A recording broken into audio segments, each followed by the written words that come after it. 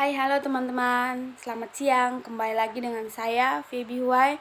Di video kali ini saya akan menjelaskan makalah tentang penyakit kardiomiopati yang terdiri dari bab 1, apa itu kardiomiopati, etiologi, gejala dan tanda, patofisiologi, dan yang terakhir diagnosa keperawatan yang muncul.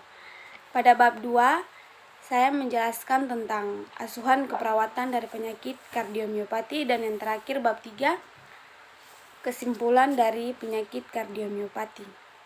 Yang pertama, bab 1 yaitu definisi dari kardiomiopati, yaitu penyakit akibat kelainan pada otot jantung. Kardiomiopati akan menyebabkan berkurangnya kemampuan jantung untuk memompa darah karena otot jantung menebal, lemas, dan kaku. Kardiomiopati dapat menyebabkan gagal jantung. Selain itu, penyebab dari kardiomiopati dibagi menjadi 4, yaitu yang pertama, dilated kardiomiopati, yaitu tipe kardiomiopati yang paling sering terjadi. Kondisi ini terjadi karena ruang bilik kiri jantung membesar dan melebar, sehingga jantung tersebut tidak dapat memompa darah ke seluruh tubuh dengan maksimal. Yang kedua, hipertropik kardiomiopati disebabkan oleh penebalan dinding dan otot jantung secara tidak normal. Dinding jantung dan yang menebal menyebabkan jantung lebih sulit memompa darah secara normal. Yang ketiga, restriktif kardiomiopati terjadi akibat otot jantung menjadi kaku dan tidak elastis. Kondisi ini mengakibatkan jantung tidak dapat mengembang dan mengapung darah dengan baik sehingga berujung pada terhambatnya aliran darah ke dalam jantung. Yang terakhir, arrhythmogenetic right ventricular atau yang biasa disebut dengan ARVC disebabkan oleh adanya jaringan otot bilik kanan jantung. Kondisi ini dapat mengakibatkan denyut jantung menjadi tidak beraturan.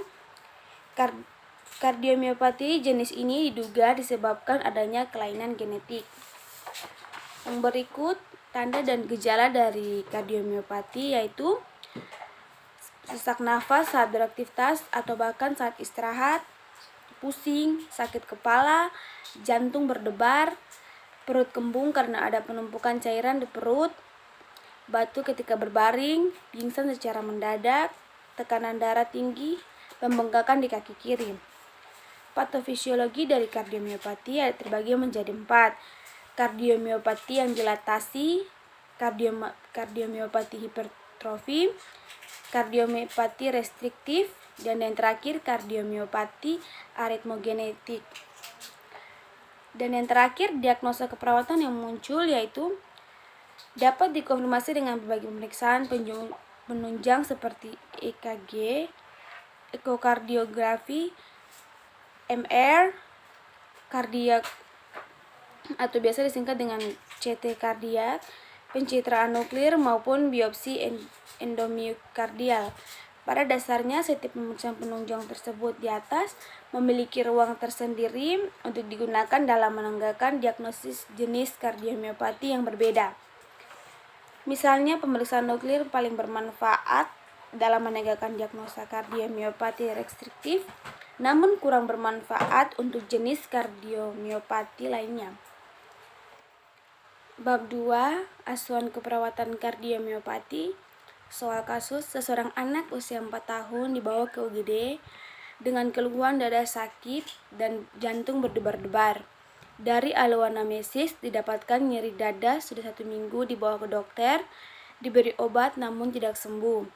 3 hari debaran jantung bertambah cepat, mual dan pernah muntah, berjalan pernah jatuh, dan napas semakin bertambah, sesak, pernah batuk dan pilek juga. Saudara dari ayahnya ada yang meninggal dengan riwayat sakit jantung, namun tidak jelas diagnosanya. Pada pemeriksaan fisik, wanita 4 tahun, berat badan 12 kg, respirasi 44 kali per menit, tekanan darah 100/70, nadi 150 kali per menit, irregular, isi dan tekanan cukup. JFP tidak meningkat, bunyi jantung 1 dan 2 normal, terdengar bising ejeksi sistolik apex, dan di UGD diberikan oksigen, dipasang infus dan dilakukan pemeriksaan elektrokardiografi, fototorak, lab darah rutin elektronik, dan AGD. Yang pertama, pengkajian biodata, nama Angel, umur 4 tahun, jenis kelamin perempuan, agama Kristen, alamat Jalan Frans Kaisepo, pendidikan TK, pekerjaan tidak ada, status tidak ada, tanggal masuk 5 November 2021, nomor registrasi 12345. Penanggung jawab, nama Nyonya Etli, pekerjaan PNS, alamat Jalan Frans Kaisepo, hubungan keluarga orang tua. Status kesehatan, yang pertama, keluhan saat ini, pasien datang dengan keluhan dada sakit dan berdebar-debar. Riwayat kesehatan sekarang, setelah anamnesis didapatkan nyeri dada sudah 1 minggu dan dibawa ke dokter umum, diberi obat tidak sembuh. 3 hari ini debaran jantung bertambah cepat. Riwayat penyakit masa lalu, pasien pernah mengalami mual dan muntah, berjalan jatuh, nafas sesak dan semakin bertambah. 2. Pemeriksaan fisik. Yang pertama, keadaan umum, pasien merasakan sesak nafas yang bertambah. Tingkat kesadaran, berat badan 12 kg, tinggi badan tidak diperiksa, GCS tidak diperiksa. Tanda-tanda vital, nadi 150 kali per menit, tekanan darah 100/70, respirasi 44 kali per menit, suhu tidak diperiksa. Keadaan fisik, inspeksi, pasien mengatakan terlihat nampak pucat dan ketakutan. Auskultasi, bunyi jantung 1 dan 2 normal. Palpasi, terdengar bising injeksi sistolik apex. Pemeriksaan elektrokardiografi. Yang pertama, fototorak. Fototorak menunjukkan kardiomegali, LAH dan LFH. Yang kedua, EKG, gambaran sinus, LV, hipertrofi dengan perubahan ST, GLQ dalam prekoordinal. Kedua, lab darah rutin. Darah rutin mencari tanda infeksi, kadar hemoglobin. Yang ketiga, pemeriksaan elektrolit jika memungkinkan dalam penyakit kardiografi. Analisa data seperti yang di tabel yang sudah saya tulis. Nama Angel, umur 4 tahun, nomor registrasi 12345. Data subjektif, pasien mengatakan dada sakit dan jantung berdebar-debar. Data objektif, pasien mengeluh jantung yang berdebar bertambah cepat. Tanda-tanda vital, nadi 150 kali per menit, tekanan darah 100/70, respirasi 44 kali per menit. Etiologi yang didapatkan, perubahan kontraktivitas miokardial atau perubahan entropik. Masalahnya, penurunan curah jantung. Yang kedua, pasien mengeluh jantung berdebar-debar selama 3 hari, dikasih obat namun tidak sembuh. Data objektifnya, pasien nampak pucat dan ketakutan. Etiologi yang didapatkan, kurang pemahaman atau kesalahan persepsi tentang hubungan fungsi jantung atau penyakit. Masalahnya, kurangnya pengetahuan mengenai kondisi, program pengobatan, pemasangan oksigen, dan infus. Berikutnya, diagnosa keperawatan. Nama Angel, umur 4 tahun, nomor registrasi 12345. Tanggal muncul 5 November 2021. Diagnosa keperawatan yaitu penurunan curah jantung yang berhubungan dengan infak miokardium. Data subjektif, pasien mengatakan dada sakit. Data objektif, pasien mengalami jantung yang berdebar-debar semakin cepat. Tanda-tanda vital, nadi 150 kali per menit, tekanan darah 100/70, respirasi 44 kali per menit. Pada tanggal 5 November 2021 juga, kurangnya pengetahuan mengenai kondisi program pengobatan, pemasangan infus dan oksigen. Data subjektif, pasien mengatakan jantung berdebar-debar dan minum obat namun tak kunjung sembuh. Data objektif, respirasi 44 kali per menit, tekanan darah 100/70, nadi 150 kali per menit. Berikutnya, intervensi atau rencana keperawatan. Yang pertama, diagnosa keperawatan penurunan curah jantung yang berhubungan dengan infarkt-miokardium. Tujuannya penurunan curah jantung, infarkt-miokardium, dan yang kedua pasien merasakan sesak nafas. Rencana keperawatan, tanda-tanda nyeri dada, sesak nafas.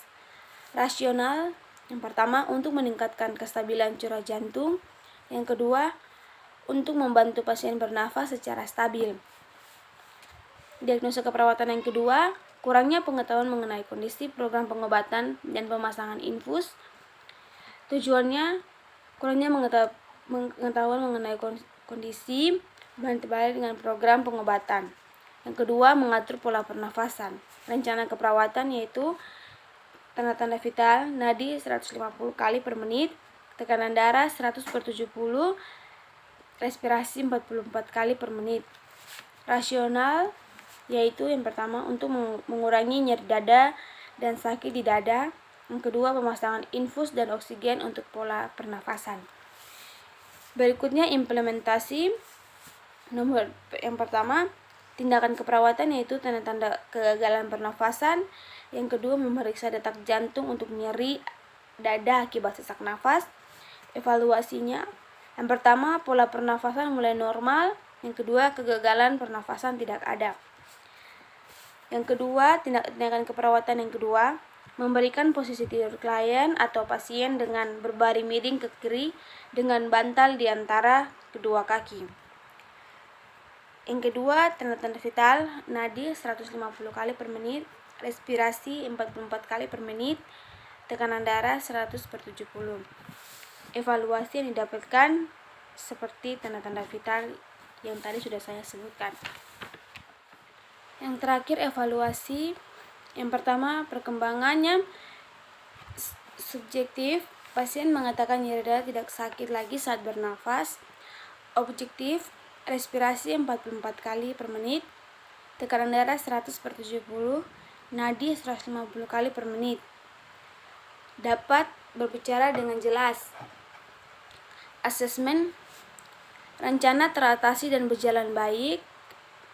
Plan, rencana intervensi bisa diteruskan. Yang kedua, data subjektif, pasien mengatakan perdebaran pada jantung sudah mulai mengurang dan membaik.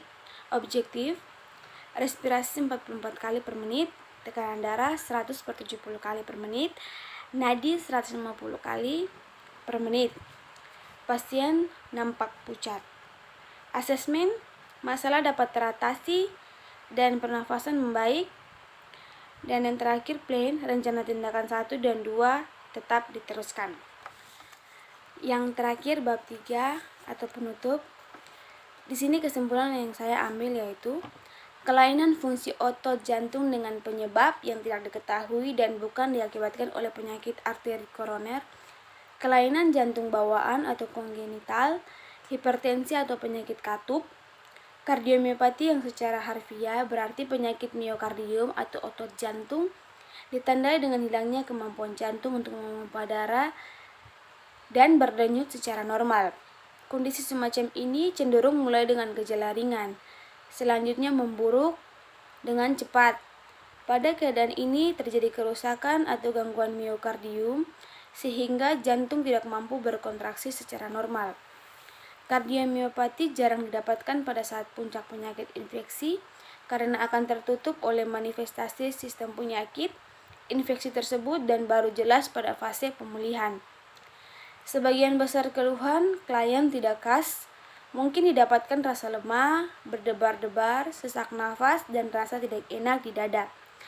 Nyeri dada biasanya ada bila disertai perikarditis. Kadang-kadang didapatkan rasa nyeri yang menyerupai angin pektonis. Gejala yang paling sering ditemukan yaitu takikardia yang tidak sesuai dengan kelainan kenaikan suhu. Kadang-kadang didapatkan hipertensi dengan nadi yang kecil atau dengan gangguan pulsasi. Saran dari saya, sebagai perawat harus selalu siap dalam penanganan penyakit miokarditis karena akan menjadi fatal jika terlambat menanganinya. Selain itu, perawat juga memberi health education kepada klien dan keluarga agar mereka paham dengan miokarditis dan bagaimana cara untuk mengobatinya. Sekian dari penjelasan tentang penyakit kardiomiopati. Terima kasih. Shalom, selamat siang.